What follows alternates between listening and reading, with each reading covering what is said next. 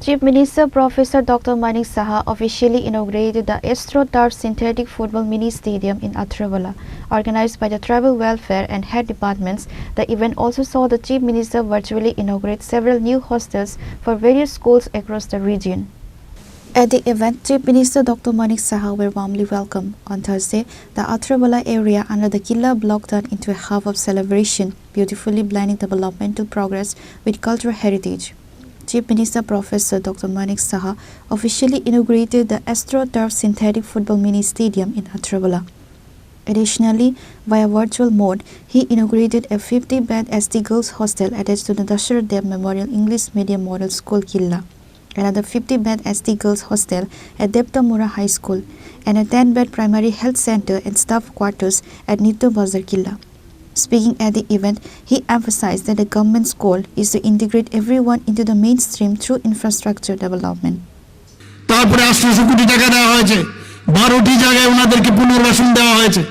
সেটা আমরা বুক ফুলে বলতে পারি আমরা করেছি। এটা একমাত্র এই সরকারে পারে, অন্যরা কেউ করেনি। অনেকে এসে ল্যাটারাল এন্ট্রি নিয়ে অনেকে অনেক কথা বলবে যে আমরা এর মধ্যে কিছু করেছি, কিন্তু সেই কাজটা একমাত্র আমাদের গৃহমন্ত্রীজি, উনি নিজেও কিছুদিন আগে এখানে এসেছিলেন।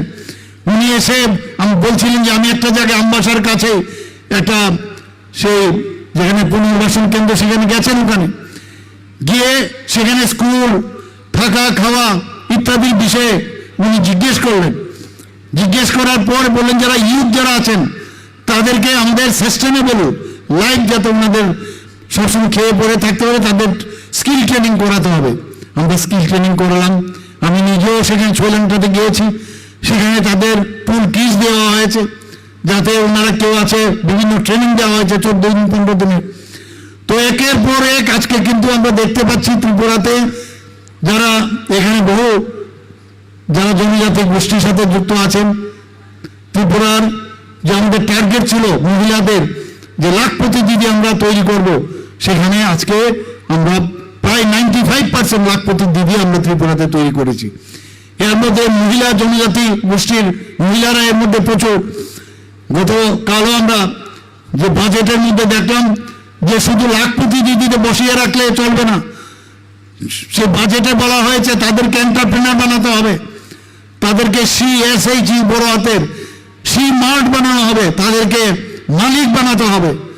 তো এই যে চিন্তাধারা একের পর এক, আমি অবাক হয়ে যাই যে এখন আমরা কোন জায়গায় আছি। আগে স্বর্ণযুগ আমরা শুনতাম।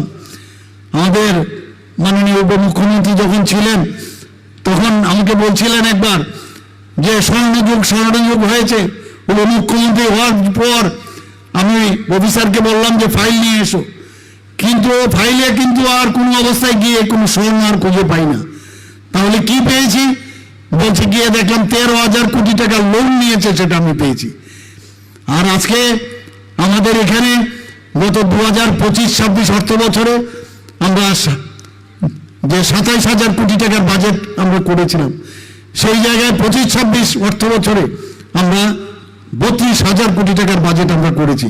ইনফ্রাস্ট্রাকচারের উপরে জোর দিয়েছি আমরা, কারণ ইনফ্রাস্ট্রাকচার যদি না হয় ঠিক, আজকে যদি রোড ঠিক না হয়, বিল্ডিং যদি ঠিক না হয়, খেলাধুলার মাঠ যদি তৈরি না হয়, ছেলে মেয়েদের যদি তাদের হোস্টেল তৈরি না হয়, আজকে ডিএম SP তাদের অফিস যদি ঠিক না হয়, সাব ডিভিশনাল হসপিটাল যদি ঠিক না হয়, PSC যদি ঠিক না হয়, আরেক মন্দির যদি ঠিক না হয়, তাহলে কি করে কি হবে?